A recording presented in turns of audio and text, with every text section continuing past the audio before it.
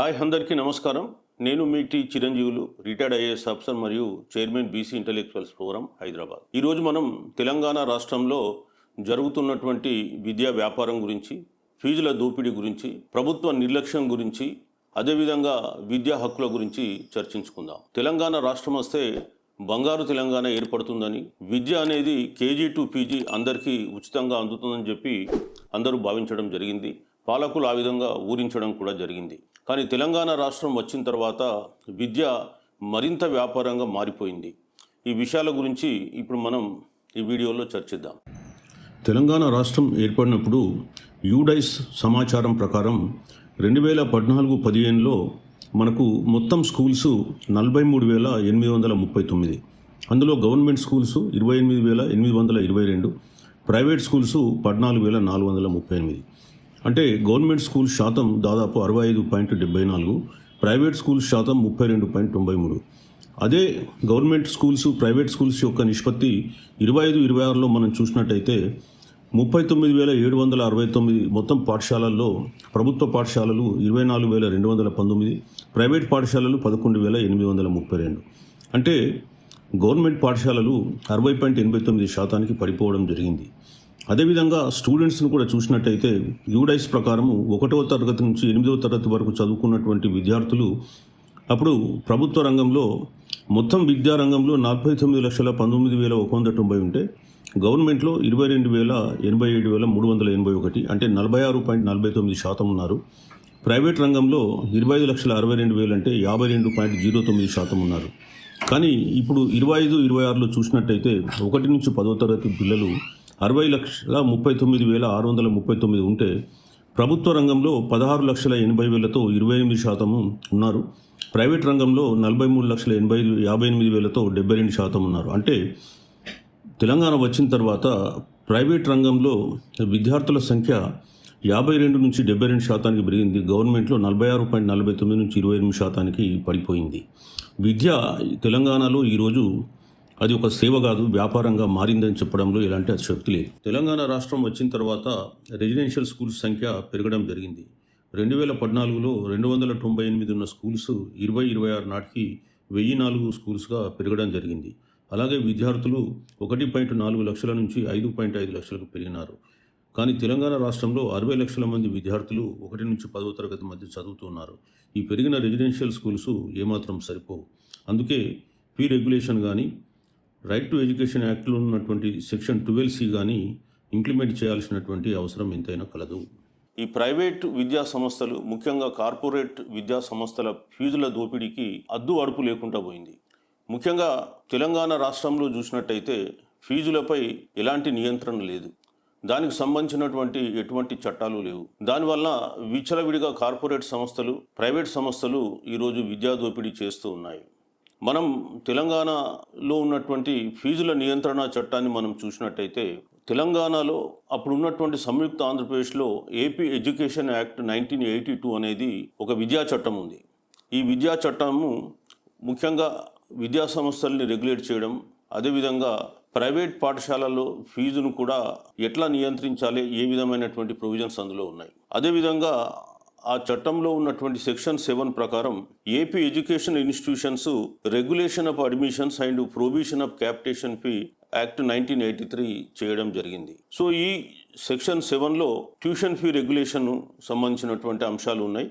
అయితే ఈ 1983 ఈ చట్టాన్ని ఆసరాగా చేసుకుని ప్రభుత్వము ఈ 1983 చట్టం ఆధారంగా GOMS నంబర్ 1 అనేటువంటి ఒక జీవోను 11/94లో ఇవ్వడం జరిగింది. ఈ జీవోలోని రూల్ 16, 6 మరియు 18 ప్రకారం ప్రైవేట్ పాఠశాలల యాజమాన్యమే తమ ఖర్చుల ఆధారంగా ఫీజును రెగ్యులేట్ చేసుకునే అధికారం వారికి ఇవ్వడం జరిగింది. సో ఇందులో ప్రైవేట్ పాఠశాలలకే ఆ గవర్నింగ్ బాడీస్కు ఆ అధికారం ఇవ్వడంతో ఈ ప్రైవేట్ పాఠశాలలకు ఫీజు రెగ్యులేషన్పై పూర్తిగా స్వతంత్రాలు ఇచ్చినట్టుగా జరిగింది. 1990స్లో ప్రైవేట్ పాఠశాలలు విపరీతంగా రావడంతో ప్రభుత్వం వీటిని కంట్రోల్ చేయాలనే ఉద్దేశంతో GOMS 91 అని చెప్పేసి 68/2009 రోజు ఒక జీవో ఇవ్వడం జరిగింది. సో ఈ జీవో ప్రకారము ప్రతి డిస్టిక్లో ఒక డిస్టిక్ ఫీ రెగ్యులేషన్ కమిటీ అనేది ఒకటి ఏర్పాటు చేయడం, ఆ కమిటీ కలెక్టర్ ఆధ్వర్యంలో పనిచేయడం, ప్రతి పాఠశాల తాము ఎంత ఫీజు ఛార్జ్ చేయదలుచుకున్నారో కమిటీ ముందుకు రావడం, అదేవిధంగా పాఠశాలల యొక్క ఖర్చులు ఆదాయాన్ని కూడా ఆడిట్ చేయడం అనేటువంటి ప్రొవిజన్స్ ఉన్నాయి. కానీ ఈ జీవోకు వ్యతిరేకంగా ప్రైవేట్ పాఠశాల యాజమాన్యాలు కోర్టుకు వెళ్లడంతో అది తాత్కాలికంగా ఆగిపోవడం జరిగింది. తర్వాత కాలంలో హైకోర్టు, సుప్రీంకోర్టులు కూడా ఈ ప్రభుత్వ జీవోను సమర్థించినప్పటికీ పాలకులు దీన్ని అమలుపరచడంలో విఫలం కావడం జరిగింది. తర్వాత కాలంలో తెలంగాణ వచ్చిన తర్వాత కార్పొరేట్ పాఠశాలల ఫీజు రెగ్యులేషన్స్ కొరకు తిరుపతిరావు కమిటీ అని చెప్పి ఒక కమిటీని 2017లో ఏర్పాటు చేయడం జరిగింది. ఈ కమిటీ కూడా 2017 డిసెంబర్లో రిపోర్ట్ ఇస్తూ ప్రైవేట్ పాఠశాల ఫీజు రెగ్యులేషన్పై అనేకమైనటువంటి సూచనలు ఇవ్వడం జరిగింది. ఈ తిరుపతిరావు కమిటీ ఇచ్చినటువంటి నిబంధనలు స్ట్రేట్ అవే ప్రభుత్వాలు అమలుపరచకుండా 2018లో ఒక క్యాబినెట్ సబ్ కమిటీని ఒకటి అపాయింట్ చేసి దాన్ని గాలికి వదిలివేయడం జరిగింది. ఆ తర్వాత కాలంలో ఆ కమిటీ రిపోర్ట్ గురించి చర్చించినటువంటి దాఖలాలు లేవు. తర్వాతి కాలంలో కోవిడ్ పీరియడ్లో మరొక జీవో 46 అని చెప్పి ఇవ్వడం జరిగింది. ఆ జీవోలో కేవలం ట్యూషన్ ఫీ మాత్రమే ఛార్జ్ చేయాలి, ఇతరత్ర ఫీజులు ఛార్జ్ చేయకూడదు, ప్రతి నెల ఫీజు వసూలు చేసుకోండి, ఒకేసారి వసూలు చేయకూడదు అని చెప్పి చెప్పడం జరిగింది. ఆ జీవో ఇంప్లిమెంటేషన్ కూడా ఎవరు పట్టించుకోలేదు. తర్వాత ఈ మధ్య కాలంలో తెలంగాణ ఎడ్యుకేషన్ కమిషన్ కూడా 2025లో ఈ ఫీ రెగ్యులేషన్ పైన ఒక డ్రాఫ్ట్ బిల్లు తయారు చేసి ప్రభుత్వానికి సమర్పించడం జరిగింది. ఇందులో కూడా డిస్ట్రిక్ట్ ఫీ రెగ్యులేషన్ కమిటీస్ను ఏర్పాటు చేయడం జరిగింది. ప్రతి 3 సంవత్సరాలకు ఒకసారి ఫీజును పెంచుకునే అవకాశాన్ని, సవరించుకునే అవకాశాన్ని ప్రైవేట్ పాఠశాలకు ఇవ్వడం జరిగింది. మళ్ళీ ప్రభుత్వం ఈ రికమెండేషన్స్ పైన గౌరవనీయులు శ్రీ కేశవరావు గారి ఆధ్వర్యంలో ఒక కమిటీని నియమించింది. ఆ కమిటీ రిపోర్ట్ కూడా ఇప్పటి వరకు రావడం జరగలేదు. ఈ రిపోర్ట్లను అమలుపరచడానికి ఇష్టం లేక కమిటీలు వేసి కాలయాపన చేస్తూ ఉన్నాయి. ఈరోజు తెలంగాణ రాష్ట్రంలో ఉన్నన్ని ఫీజులు భారతదేశంలో ఏ రాష్ట్రంలో కూడా లేవు. మనం చూసినట్టయితే ఈరోజు సుమారు 43 లక్షల మంది విద్యార్థులు 1 నుంచి 10వ తరగతి చదువుతున్న విద్యార్థులు ప్రైవేట్ పాఠశాలలో చదువుతున్నారు. ఒక్కొక్కరి పైన యావరేజ్ ఎక్స్పెండిచరు 60,000 మనం అనుకుంటే కూడా సుమారు 26,000 కోట్ల ఎక్స్పెండిచర్ జరుగుతుంది. మరి సామాన్య మధ్యతరగతి ప్రజలు వారి ఆస్తుల్ని తాకట్టు పెట్టి వారి జీవితాలను ధారపోసి పిల్లల్ని ఈ ప్రైవేట్ పాఠశాలకు పంపడం జరుగుతుంది. కొన్ని పాఠశాలలు, ముఖ్యంగా కార్పొరేట్ పాఠశాలలు, హైదరాబాద్లోని వెస్ట్ సైడ్ ఉన్న పాఠశాలలు కొన్ని చూస్తే అవి ఎల్కేజీ అడ్మిషన్స్కే 15-16 లక్షల రూపాయలు ఛార్జ్ చేస్తున్నటువంటి సంఘటన. ఈ మధ్యకాలంలో 2 కార్పొరేట్ పాఠశాలలు అమ్మడం జరిగితే ఒకటి 1600 కోట్లకు, ఇంకొకటి 700 కోట్లకు అమ్ముడుపోయినట్టు వార్తలు చదవడం జరిగింది. అంటే విద్య ఎంత పెద్ద ఎత్తున తెలంగాణ రాష్ట్రంలో వ్యాపారంగా జరుగుతుంది అనేటువంటి విషయాన్ని మనం అర్థం చేసుకోవచ్చు. ఎందుకు ప్రభుత్వాలు ఈ ఫీ రెగ్యులేషన్ను చట్ట రూపంలో తీసుకొని రాలేకపోతున్నాయి? వీరిని ఆపుతున్నటువంటి శక్తులు ఏమిటి? ఈరోజు పక్కనున్న తమిళనాడు రాష్ట్రంలో 2008లో వారికి ఫీ రెగ్యులేషన్ యాక్ట్ ఉంటే ఆ యాక్ట్ ప్రకారం ఏదైతే రేట్లు నిర్ధారించారో ఆ రేట్లన్నింటినీ కూడా కొత్తగా వచ్చినటువంటి ముఖ్యమంత్రి విజయ్ గారు అన్ని పాఠశాల గోడలపైన రాయించడం జరిగింది. మరి తెలంగాణ విద్యారంగంలో సుమారు 1,00,000 కోట్ల వ్యాపారం జరుగుతుంది. ముఖ్యంగా స్కూల్ ఎడ్యుకేషన్లని చూసినట్టయితే సుమారు ఒక 30,000 కోట్ల వ్యాపారం జరుగుతుంది. అట్లాగే ఇంటర్మీడియట్ ఎడ్యుకేషన్ చూసినట్టయితే 70% మంది విద్యార్థులు ప్రైవేట్ కళాశాలల్లోనే చదవడం జరుగుతుంది. అదేవిధంగా మెడికల్ ఎడ్యుకేషన్ కానీ, ఇంజనీరింగ్ ఎడ్యుకేషన్, వీటన్నిటిని మనం లెక్కేస్తే 1,00,000 కోట్లకు పైబడి ఎడ్యుకేషన్లో వ్యాపారం జరుగుతుంది. ముఖ్యంగా బడుగు బలహీన వర్గాల వారిని వీరు ఫీజుల రూపంలో పీల్చి పిప్పి చేస్తున్నారనడంలో ఎట్లాంటి అతిశయోక్తి లేదు.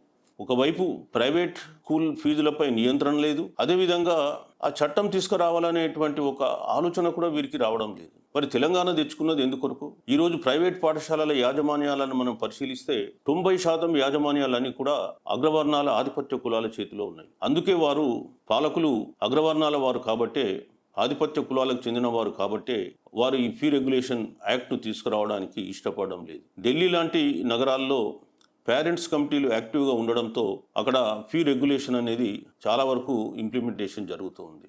కానీ తెలంగాణ రాష్ట్రంలో మరి ఇటు పాలకులు పట్టించుకోవడం లేదు, అదేవిధంగా పేరెంట్స్ కమిటీ కూడా యాక్టివేట్ కావాల్సినటువంటి అవసరం ఉంది. అట్లనే తెలంగాణ రాష్ట్రంలో అమలుకు నోచుకోనటువంటి మరొక ముఖ్యమైనటువంటి చట్టం విద్యా హక్కు చట్టం. స్వతంత్ర భారతదేశంలో విద్యను ఒక ప్రాథమిక హక్కుగా గుర్తిస్తూ ఈ దేశంలో పుట్టిన ప్రతి బాలుడు బాలికకు 6 నుంచి 14 సంవత్సరాల వయసు వరకు నిర్బంధ ఉచిత విద్యను ప్రవేశపెట్టినటువంటి చట్టం విద్యా హక్కు చట్టం. అట్లాంటి విద్యా హక్కు చట్టాన్ని కూడా ఈ రాష్ట్రంలో తుంగలో దొక్కారు. ఈరోజు భారతదేశంలో ఈ విద్యా హక్కు చట్టంలో ఉన్నటువంటి సెక్షన్ 12C ప్రకారం ప్రతి కార్పొరేట్ స్కూల్లో 25% సీట్లు ఆర్థికంగా, సామాజికంగా, రాజకీయంగా వెనుకబడ్డ వర్గాలకు ఇవ్వాల్సినటువంటి అవసరం ఉంది. మరి ఈ వర్గాలకు ఇవ్వడానికి ఇష్టం లేక పాలకులు ఈ చట్టాన్ని అమలు పరుస్తలేదు. భారతదేశంలో ఈరోజు 22 రాష్ట్రాల్లో ఈ విద్యా హక్కు చట్టంలోని సెక్షన్ 12C అమల్లో ఉంది. అమలు కాని 4 రాష్ట్రాలు, ఒకటి తెలంగాణ, ఇంకోటి Kerala, west Bengal and Punjab. Even మనతో విడిపోయిన ఆంధ్రప్రదేశ్ రాష్ట్రంలో కూడా ఈ సెక్షన్ 12C అమల్లో ఉంది. మరి తెలంగాణ రాష్ట్రంలోనే ఎందుకు అమల్లో లేదు అంటే, ఇంకో విషయం, ఈ విద్యా హక్కు చట్టంలో 25% సీట్లు ఉచితంగా కల్పించినప్పుడు అయ్యే ఖర్చు కూడా కేంద్రము రాష్ట్రము కలిసి 60%, 40% నిష్పత్తిలో పంచుకోవాల్సి ఉంటుంది. సో 60% కేంద్రం రియంబర్స్మెంట్ చేస్తుంది. అయినప్పటికీ తెలంగాణ రాష్ట్రంలో పాలకులు ఈ చట్టాన్ని అమలుపరచడానికి ఇష్టపడడం లేదు. అనేక సందర్భాల్లో హైకోర్టులో కానీ, సుప్రీంకోర్టులో కానీ మేము ఈ చట్టాన్ని అమలు చేస్తామని చెప్పి అఫిడవిట్ ఇచ్చి, హామీ ఇచ్చి కూడా అమలుపరచడం లేదంటే మరి దీని వెనుక ఎంత శక్తివంతమైనటువంటి సంస్థలు, మాఫియాలు పనిచేస్తున్నాయో మనం అర్థం చేసుకోవాల్సి ఉంటుంది. పాలకులు ముఖ్యంగా పెద్ద పెద్ద రెసిడెన్షియల్ ఇన్స్టిట్యూషన్స్ను కట్టడానికి ఇష్టపడుతున్నారు. యంగ్ ఇండియా స్కూల్స్ అంటున్నారు, అదేవిధంగా తెలంగాణ పబ్లిక్ స్కూల్ అంటున్నారు. యంగ్ ఇండియా ఇంటిగ్రేటెడ్ స్కూల్స్కు ఒక్కొక్క స్కూల్కు 200 కోట్లు ఖర్చు పెట్టి తెలంగాణ రాష్ట్రంలో ఒక కాన్స్టిట్యుయెన్సీకి ఒకటి చొప్పున ఒక 120 స్కూల్స్ కట్టాలని 25,000 కోట్లు దీనిపై ఖర్చు పెట్టాలని పాలకులు ప్రణాళికలు రచిస్తున్నారు. కానీ ఉచితంగా వచ్చే ఈ 25% సీట్ల గురించి మాత్రం వాళ్ళు ఆలోచిస్తలేరు. అదేవిధంగా ఈ ప్రైవేట్ పాఠశాలలో వాళ్ళు ఛార్జ్ చేస్తున్న ఫీలను రెగ్యులేట్ చేయడానికి ఆలోచిస్తలేదు. ఈరోజు ఈ రాష్ట్రంలో అనేకమైనటువంటి రెగ్యులేటరీ సంస్థలు ఉన్నాయి. ఒకవైపు మనం చూస్తే ఇంజనీరింగ్, మెడికల్ కళాశాలల ఫీజును రెగ్యులేట్ చేస్తూ తెలంగాణ TAFRC ఉంది. అదేవిధంగా ఈ ఎలక్ట్రిసిటీ రెగ్యులేషన్ అథారిటీ ఉంది, రియల్ ఎస్టేట్ రెగ్యులేషన్ అథారిటీ ఉంది. కానీ స్కూల్ ఫీజులకు సంబంధించి ఎట్లాంటి రెగ్యులేషన్ అథారిటీ లేదు. ఇది విచిత్రమైనటువంటి విషయం. ముఖ్యంగా ఆనాటి ప్రధానమంత్రి మన్మోహన్ సింగ్ గారు ఒక మాట చెప్పడం జరిగింది. ప్రధానమంత్రి కొడుకైనా, ప్యూన్ కొడుకైనా పక్కన ఒకే బెంచ్లో కూర్చొని చదువుకోవాలనేటువంటిదే నా ధ్యేయం అని చెప్పడం జరిగింది. కానీ తెలంగాణలో ఉన్నటువంటి పాలకులు బడుగు బలహీన వర్గాలకు సంబంధించిన పిల్లలు కార్పొరేట్ పాఠశాలల్లో అడుగుపెట్టడానికి ఇష్టం లేకనే ఈ చట్టాన్ని అమలు చేయడం లేదు. వారి ఫ్యూడల్ మనస్తత్వానికి ఇది నిదర్శనం.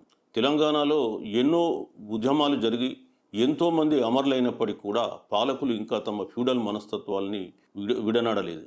ఇంకా ఫ్యూడల్ మనస్తత్వంతో కొట్టుమిట్టాడుతూ మరి ఇక్కడ బడుగు బలహీన వర్గాల ప్రజల్ని తొక్కి పెడుతూ ఉన్నారు. అన్ని రంగాల్లో ఆధిపత్యం వారిదే కాబట్టి ఇవాళ వారు కార్పొరేట్ ఎడ్యుకేషన్లోకి బడుగు బలహీన వర్గాల పిల్లల్ని అడుగుపెట్టనీయకుండా అడ్డుకుంటున్నారు. ప్రభుత్వాలు నిర్లక్ష్యం, విద్యారంగాన్ని ఏ విధంగా నిర్లక్ష్యం చేస్తున్నాయనే విషయాన్ని మనం చూసినట్టయితే, విద్యపై పెట్టుబడి మన తెలంగాణ రాష్ట్రంలో చాలా తక్కువ. ఇప్పటికే తెలంగాణ రాష్ట్రం అక్షరాస్యతలో కింది నుంచి 3వ స్థానంలో ఉంది. అదేవిధంగా విద్యా ప్రమాణాల్లో కూడా భారతదేశంలోని అత్యంత వెనుకబడ్డ రాష్ట్రాల్లో తెలంగాణ రాష్ట్రం కూడా ఒకటి. ఈరోజు తెలంగాణ రాష్ట్ర బడ్జెట్ను మనం చూస్తే 26-27కు సంబంధించి 3.24 లక్షల కోట్ల బడ్జెట్ శాసనసభ ఆమోదించింది. అందులో విద్యకు కేటాయించింది కేవలం 26,674 కోట్లు. సో ఇందులో సెకండరీ ఎడ్యుకేషన్కు 21,231 కోట్లు, అదేవిధంగా హయ్యర్ ఎడ్యుకేషన్కు 5,443 కోట్లు. ఇందులో 26,674 కోట్లలో 19,721 కోట్లు కేవలం ఎస్టాబ్లిష్మెంట్ ఖర్చులు మాత్రమే. అదనంగా స్కీమ్స్ కొరకు క్యాపిటల్ ఎక్స్పెండిచరు 6,953 కోట్లు మాత్రమే. మరి బడ్జెట్లో తెలంగాణ ప్రభుత్వం కేటాయించింది 8.2. భారతదేశంలో కొన్ని రాష్ట్రాలు 26-27లో విద్యకు ఎంత కేటాయించినాయో ఒక్కసారి మనం పరిశీలిస్తే, బీహార్ రాష్ట్రం అతి నిరుపేద రాష్ట్రం అయినప్పటికీ కూడా 19.63% విద్యకు కేటాయించింది. అదేవిధంగా కర్ణాటక, ఆంధ్రప్రదేశ్ రాష్ట్రాలు కూడా 10.7, 11.7% కేటాయించడం జరిగింది. రిచెస్ట్ స్టేట్ అని చెప్పుకుంటున్న తెలంగాణ మాత్రం 8.2% కేటాయించి చేతులు దులుపుకోవడం జరిగింది. భారతదేశ సరాసరి 14.7 నుంచి 15% ఉంటే తెలంగాణ 8.2% కేటాయించి తామేదో విద్యకు అత్యధిక నిధులు కేటాయించినట్టుగా గొప్పలు చెప్పుకుంటూ ఉంది. ప్రాజెక్టులకు మాత్రం ఏమాత్రం తగ్గకుండా నిధులు కేటాయిస్తున్నారు. కానీ విద్యను మాత్రం తీవ్రంగా నిర్లక్ష్యం చేసి విద్యారంగాన్ని సంక్షోభంలోకి నెట్టేస్తున్నారు. ఇదే కాంగ్రెస్ ప్రభుత్వం 2009లో విద్యా హక్కు చట్టం తీసుకొని వచ్చింది. కానీ ఇప్పుడు రాష్ట్రంలో ఉన్నటువంటి కాంగ్రెస్ ప్రభుత్వం ఆ విద్యా హక్కు చట్టాన్ని అమలు చేయడానికి ఇష్టపడతలేదు. ఇది ఇక్కడ ఉన్నటువంటి దౌర్భాగ్యమైనటువంటి పరిస్థితి. ఒకవైపేమో పాఠశాలకు కావలసినటువంటి కనీస సౌకర్యాలు కల్పించడంలో ఫెయిల్ అయిన ప్రభుత్వాలు, ఇంకోవైపేమో వందల కోట్లతో పెద్ద పెద్ద విద్యాలయాలు నిర్మిస్తామని చెప్తూ ఉన్నాయి, నిర్మిస్తున్నాయి కూడా. మరి ఎందుకు నిర్మిస్తున్నాయి, ఎవరి కొరకు నిర్మిస్తున్నాయి అనేటువంటి విషయాన్ని మనం అర్థం చేసుకోవాలి. ఇన్ని వందల కోట్లతో నిర్మిస్తున్నటువంటి ఈ యంగ్ ఇండియా స్కూల్స్ కానీ, లేదా పబ్లిక్ స్కూళ్ళల్లో పాలకుల పిల్లల్ని చదివిస్తారా, చేర్పిస్తారా అని చెప్పేసి ఒక సూటి ప్రశ్న నేను అడగడం జరుగుతుంది. మీ పిల్లల్నేమో కార్పొరేట్ స్కూళ్ళల్లో చదివిస్తారు, హయ్యర్ ఎడ్యుకేషన్ కొరకు అమెరికాకో, ఆస్ట్రేలియాకో, బ్రిటన్కో పంపిస్తారు. ఇక్కడ సామాన్య ప్రజల పిల్లలు మాత్రమే ఈ స్కూళ్ళల్లో చేరాలని చెప్పేసి మీరు చట్టాలు చేస్తూ ఉన్నారు. ఈరోజు ప్రైవేట్ పాఠశాలలో మనకు 25% ఉచితంగా సీట్లు పొందే చట్టాలు మనం రాసుకుని కూడా ఎందుకు అమలు చేయలేకపోతున్నాం అనేది ఒక $1 మిలియన్ క్వశ్చన్. మీరు పెద్ద పెద్ద భవంతులతో స్కూళ్ళు కట్టండి, ఆ కట్టడాన్ని మేమేం వ్యతిరేకించడం లేదు, కానీ మాకు ఉన్నటువంటి ఈ అవకాశాలని ఎందుకు మీరు అడ్డుకుంటున్నారనేదే ఇక్కడ మా ముందు ఉన్నటువంటి ప్రధానమైనటువంటి ప్రశ్న. ఒకవైపు ఫీజు రెగ్యులేట్ చేయరు, ఇంకొక వైపు చట్టంలో ఉన్నటువంటి అంశాలను కూడా అమలుపరచరు, ఇంకోవైపు విద్యారంగంపై సరైనటువంటి పెట్టుబడులు పెట్టరు. మరి ఈ తెలంగాణ రాష్ట్రంలో పేదలుగా పుట్టడమే పాపమా, చదువుకు వీళ్ళు నోచుకోలేరా అనేటువంటిదే ఇక్కడ మౌలికమైన ప్రశ్న. అట్లాగే ఉన్నత విద్యకు వచ్చేస్తే తెలంగాణ రాష్ట్రంలో 2018లో ప్రైవేట్ యూనివర్సిటీ చట్టం తీసుకురావడం జరిగింది. అసలు తెలంగాణ రాష్ట్రం ఏర్పడ్డదే నీళ్లు, నిధులు, నియామకాలు. ఈ నియామకాల కొరకు ఏర్పడ్డటువంటి తెలంగాణ రాష్ట్రంలో ప్రైవేట్ యూనివర్సిటీస్ని తీసుకొచ్చి వల్ల పేద ప్రజల నోటికాడి కూడును కూడా లాక్కొని పోతున్నారు, వారి పుట్టలు కొడుతున్నారని చెప్పడంలో ఎట్లాంటి అభ్యంతరం లేదు. ప్రైవేట్ విశ్వవిద్యాలయంలో ఎలాంటి రిజర్వేషన్లు పాటించడం లేదు. దానివలన ఎస్సీ, ఎస్టీ, బీసీలకు ఉద్యోగాలు దొరకడం లేదు, తీవ్రమైన అన్యాయం జరుగుతూ ఉంది. తెలంగాణ రాష్ట్రం తెచ్చుకున్నదే నిధుల కోసం. విచిత్రం ఏంటంటే గత 12 సంవత్సరాలుగా ఒక్క ఉద్యోగం కూడా ఏ ఒక్క యూనివర్సిటీలో కూడా ఫిలప్ చేయడం జరగలేదు. అంటే పాలకులు ఉన్నత విద్యపై ఎంత నిర్లక్ష్యం వహిస్తున్నారో, ప్రైవేట్ ఎడ్యుకేషన్ సిస్టమ్ను, యూనివర్సిటీస్ను ఎట్లా ప్రోత్సహిస్తున్నారో దానికి ఇది ఒక ప్రత్యక్ష నిదర్శనం అని చెప్పక తప్పదు. ఈరోజు తెలంగాణలో 19 యూనివర్సిటీసు ప్రభుత్వ రంగంలో ఉంటే, ప్రైవేట్ రంగంలో 12 యూనివర్సిటీలు, 5 డీమ్డ్ యూనివర్సిటీలు, 3 ఇతర రాష్ట్రాల యూనివర్సిటీస్, అంటే 20 యూనివర్సిటీస్ ఉన్నాయి. అంటే ప్రభుత్వ రంగం యూనివర్సిటీల కంటే ప్రైవేట్ రంగ యూనివర్సిటీస్ ఎక్కువగా పెరిగినాయి. అంటే విద్య ఎవరి చేతుల్లోకి వెళ్ళిపోతుంది అనేది ఇక్కడ సుస్పష్టం. ప్రైవేట్ యూనివర్సిటీలలో యాజమాన్యాలను చూస్తే అవన్నీ కూడా ఆధిపత్య కులాల ఆధ్వర్యంలో నడుస్తున్నటువంటి సంస్థలే. అందులో బడుగు బలహీన వర్గాలకు ఎలాంటి స్థానం లేదు. అట్లాగే మెడికల్ ఎడ్యుకేషన్ కూడా చూసినట్టయితే తెలంగాణ రాష్ట్రంలో ఈ మెడికల్ ఎడ్యుకేషన్లో 35 మెడికల్ కాలేజెస్ ప్రభుత్వ రంగంలో ఉంటే 27 కలవు. ఈ 27 ప్రైవేట్ రంగంలో ఉన్నటువంటి మెడికల్ కాలేజెస్ యాజమాన్యాన్ని గమనిస్తే అవన్నీ కూడా ఆధిపత్య కులాల చేతిలో ఉన్నటువంటి సంస్థలే. అందుకే తెలంగాణలో ఇంజనీరింగ్ కళాశాలలైనా, మెడికల్ కళాశాలలైనా, కార్పొరేట్ స్కూళ్ళైనా 90% ప్రైవేట్ వారి చేతిలో ఉండడంతో ఈరోజు తెలంగాణలో ఏ చట్టము కూడా అమలు కావడం లేదు. తెలంగాణ విద్యారంగాన్ని ప్రైవేటు విద్యా సంస్థల మాఫియా శాసిస్తుంది అనడంలో ఎట్లాంటి అతిశయోక్తి లేదు. పాలకులకు బడుగు బలహీన వర్గాల పిల్లల పట్ల ఎలాంటి చిత్తశుద్ధి లేదు. కేవలం మాటలతో కాలం గడుపుతూ వాళ్ళు ఈరోజు తెలంగాణ బిడ్డలకు తీరని అన్యాయం చేస్తున్నారని చెప్పడంలో ఎట్లాంటి అతిశయోక్తి లేదు. మరి విద్యలో సమానత్వం రావాలి, సమాన అవకాశాలు రావాలి, సామాజిక న్యాయం అందరికీ అందాలంటే విద్య అందనంత వరకు మిగతా అన్నీ కూడా అందడం అసాధ్యం. అందుకే ఈరోజు పాలకులు ఇప్పటికైనా ఆలోచించి, మీరు తెల్లారు లేస్తే సామాజిక న్యాయానికి మాదే అడ్రస్ అని చెప్పి మాట్లాడే మీరు ఈ విద్యారంగంలో ముఖ్యమైన 3 సమస్యలు, ఒకటి ఫీజు రెగ్యులేషన్, రెండోది రైట్ టు ఎడ్యుకేషన్ యాక్ట్లో సెక్షన్ 12C ఇంప్లిమెంట్ చేసి కార్పొరేట్ ప్రైవేట్ స్కూళ్లలో 25% సీట్లు పేద విద్యార్థులకు ఉచితంగా అందించడం, అదేవిధంగా ఎడ్యుకేషన్లో ఇన్వెస్ట్మెంట్ పెంచడం. ఈ 3 చేయకపోయినట్టయితే తెలంగాణ విద్యార్థుల భవిష్యత్తు అంధకారంగా ఉంటుందని చెప్పడంలో ఎట్లాంటి అతిశయోక్తి లేదు. ఇప్పటికైనా ప్రజలు కూడా కళ్ళు తెరవండి. విద్యారంగంలో మనకు జరుగుతున్న అన్యాయాలపై ప్రభుత్వాలపై ఒత్తిడి చేయకపోతే ప్రభుత్వాలు ఇట్లాగే బిహేవ్ చేస్తాయనే విషయాన్ని మరోసారి మీకు తెలియజేస్తున్నాను.